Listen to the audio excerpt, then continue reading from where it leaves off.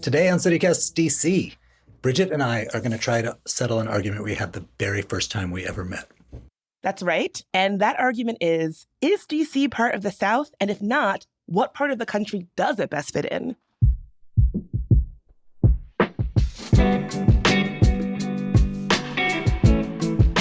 It's Wednesday, January 4th, 2023. I'm Michael Schaefer. And I'm Bridget Todd. And this is CityCast DC.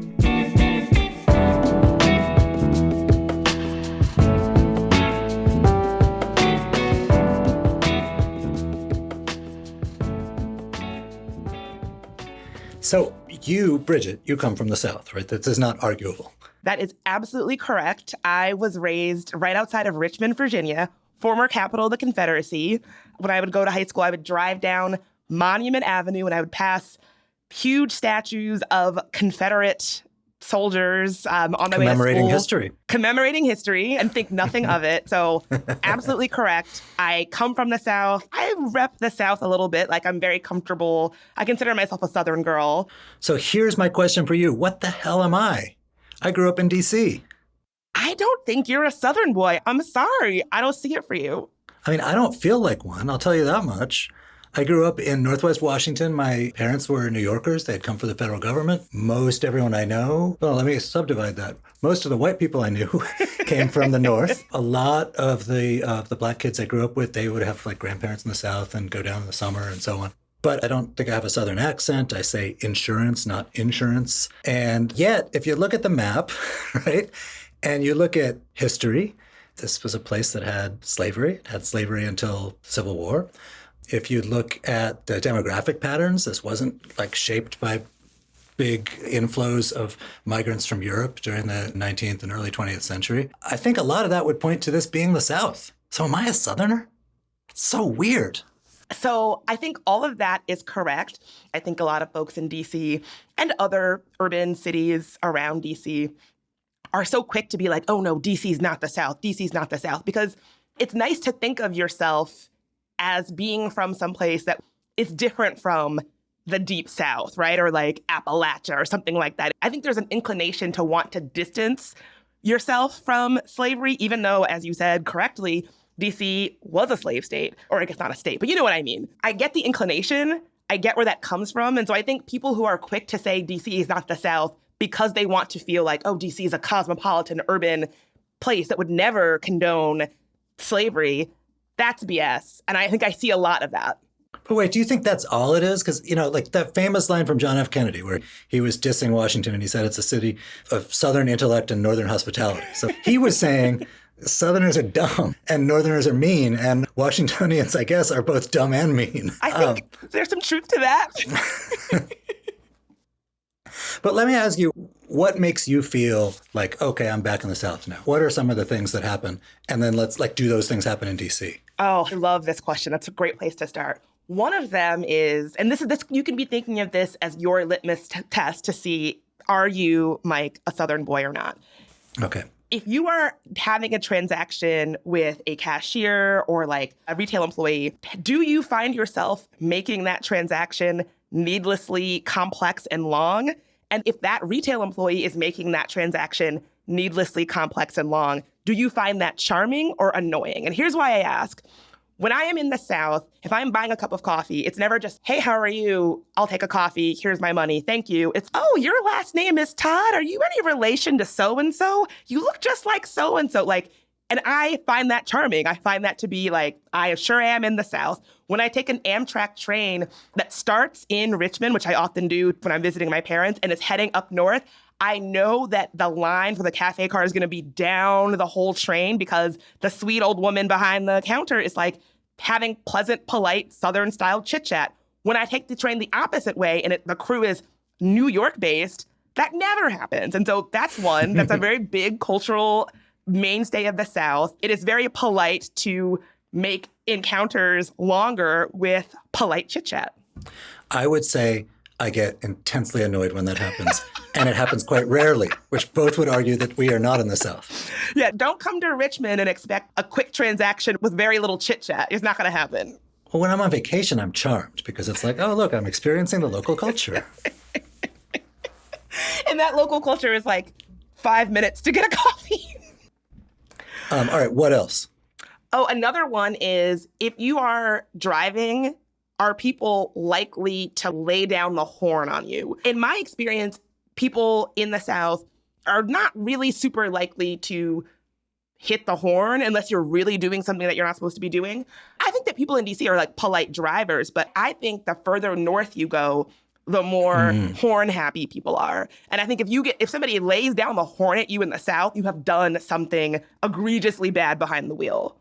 Right. I don't lay down the horn much. I like that phrase, though. I'm going to start using it. I don't lay down the horn much, and I don't get honked at that much. And I don't think anyone really does around here. But I always thought that was like, as a child of the 80s in DC, like you worried that you would get killed for doing that because who knows who's in the car in front of you. Oh, absolutely.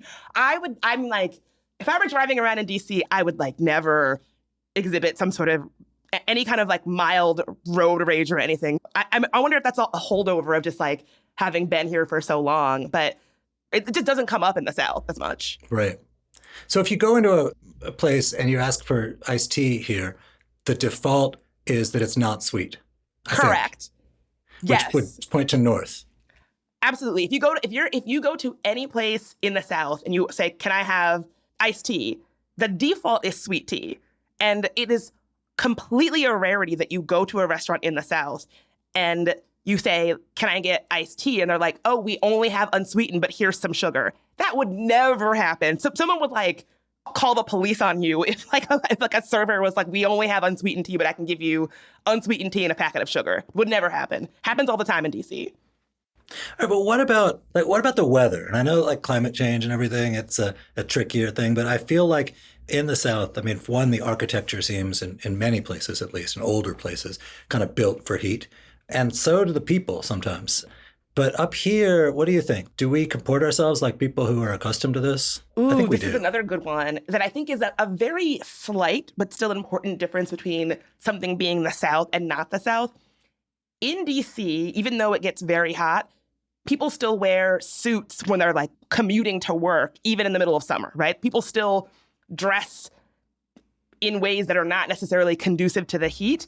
In the South, in the summertime, how people live their lives is around the heat, right? So you leave your air-conditioned home, you get into your air-conditioned car, and then you drive to the air-conditioned wherever you're going to, right? I feel like that is a very Southern way of dealing with heat because, like, you're used to it. Your entire infrastructure of how you're living your life and how you're traveling is built around being comfortable in the heat. DC is different in that it's very hot, but people still ride bikes, people still walk places, people still sweat through their suits as if it's nothing. Sometimes like senators and staffers on the Hill go for like zany seersucker outfit days. So that's... I'm a little charmed by that. I kind of will always have a thing for people for whom hot weather like kind of changes their vibe. When it's hot out, I become a bit of a Tennessee Williams character, like, ooh, I'm getting this flower is wilting. Like, I don't know who I become when it's hot out. Like, I literally carry a paper fan. Do you actually own a paper fan? Not only do I own a paper fan, I own multiple. Just one with every outfit. Pretty much. So yeah, I think that's such a good point. I think that people, depending on where you're from, we all handle heat differently. And right. In the South, we love talking about the heat. That's like our favorite conversation. It's, boy, it's a hot one. Isn't it a hot one? Ooh, sure is a hot one. That is our favorite conversation starter.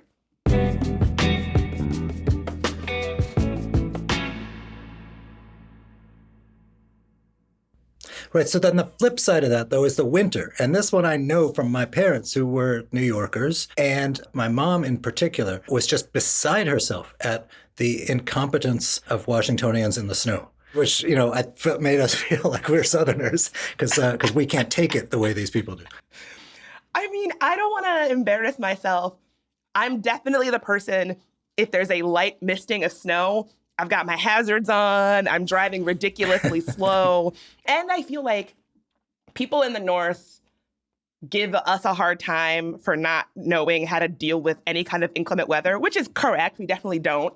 But, nobody ever said we were the most efficient drivers or navigators of inclement weather. So that definitely, I think, is a mark for the DC is the South, because Southerners are notoriously bad at handling inclement weather. Right. Right. And I got to say, I'll lay my cards out. I never felt like a Southerner, and I never thought about it as because I didn't want to own the sins of the South. Because, I guess I feel like this whole country has enough sins to own that like, it's probably not worth pointing fingers at any region. But I never felt like for that reason. I just didn't feel like a Southerner. When one of our teams was put into the Southeast Division, it really bothered me. It's like, I'm not in the Southeast. What do you think? Do I look like I'm from Atlanta? Like, come on, people. Were you like offended? No, I just feel like we are in the same league, I mean, literally, as well as practically, as the Acela corridor. So Boston and Philadelphia and New York and so on, much more than the states and cities of the South. And back in the day, when there weren't professional sports teams in the South, it was pre-air conditioning, pre-integration, pre-all kinds of things, the Washington teams, the Senators and the then Redskins, were the teams of the South. The Redskins declined to integrate. And one of the reasons for that is that they had this whole like radio network throughout the South, because that's where their fans were. And they wanted to please those fans. But I guess that just suggests like we're kind of both, which is like not a great answer. But I know that just on a personal level, I never felt or wanted to admit or wanted to think that I was from the South. I didn't know that history of Washington sports teams and integration, but I do feel like it is at once an illustration of trying to identify as, we're a cosmopolitan northern city, but we're going to keep the racism. You know what I mean? like it's such an interesting example. And I have to say, there's a lot of colder places than this that decided to keep the racism too. It's true. It's true.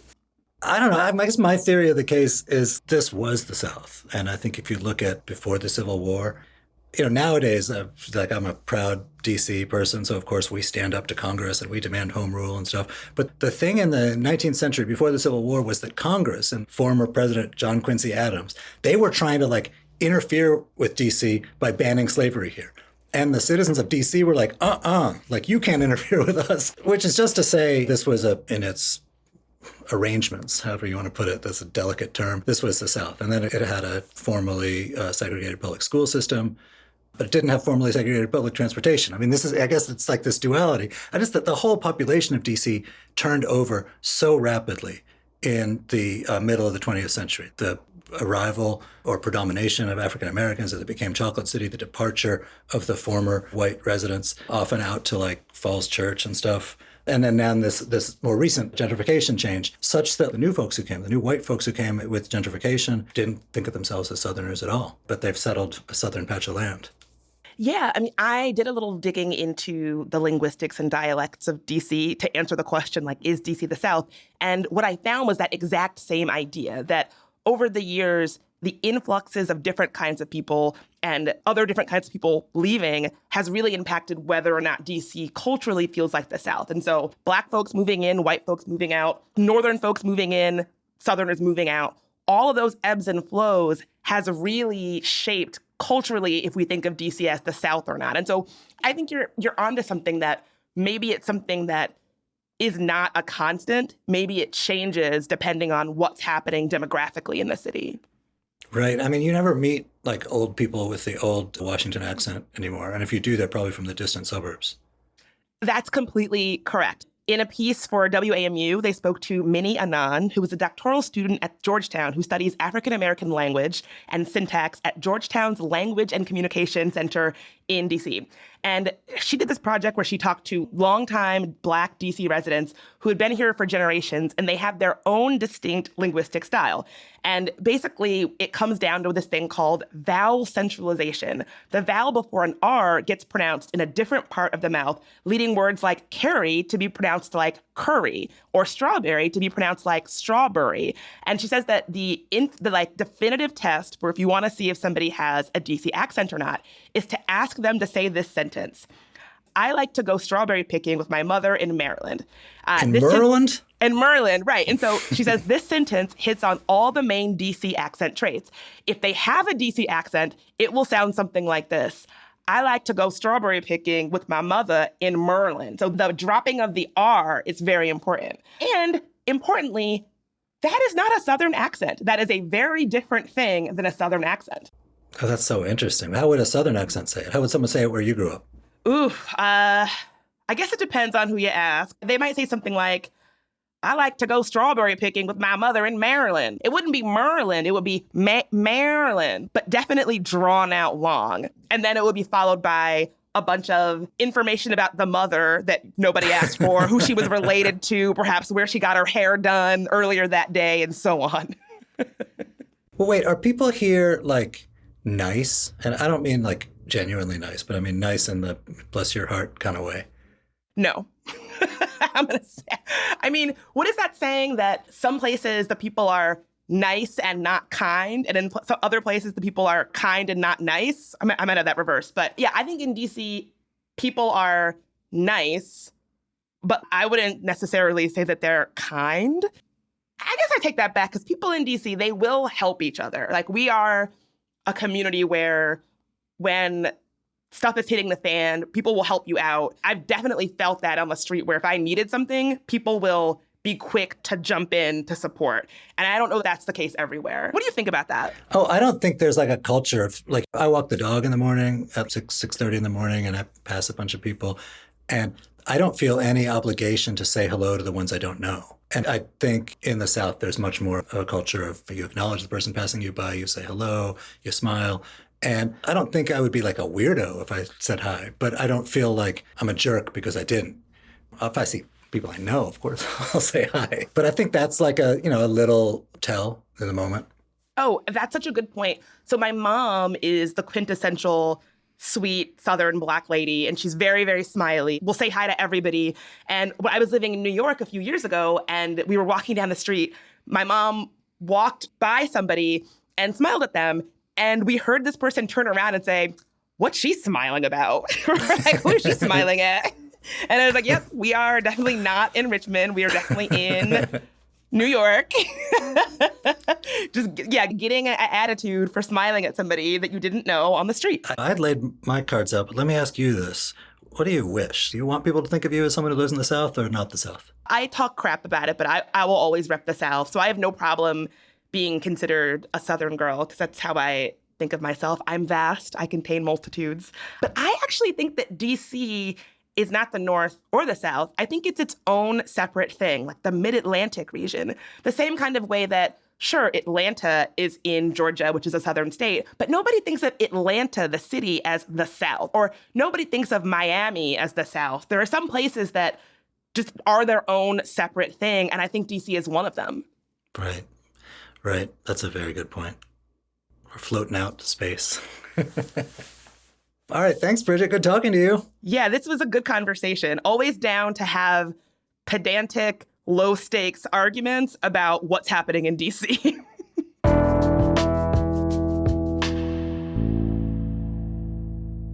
Before we let you go, here's some quick news.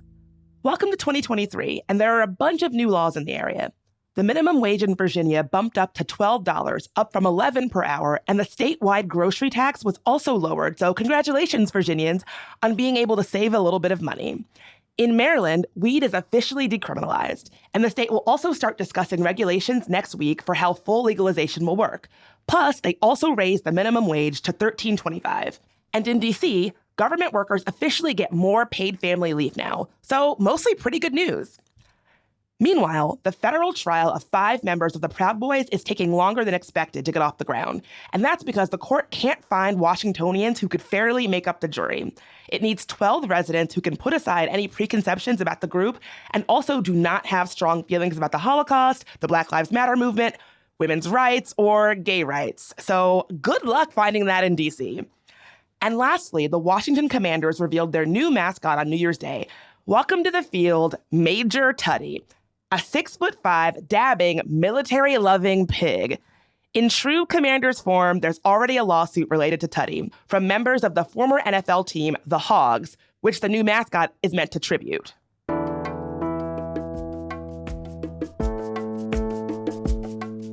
That's all for today here on CityCast DC. And if you enjoyed the show, why not share it with your favorite DC resident who swears up and down that she's a Southern belle?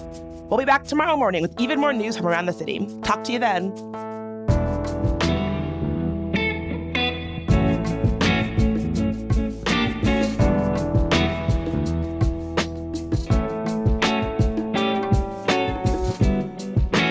so weird to hear 2023. I know.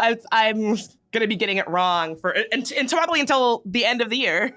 I'm glad that you got it right, because if you'd said 2022, I don't think I would have caught it.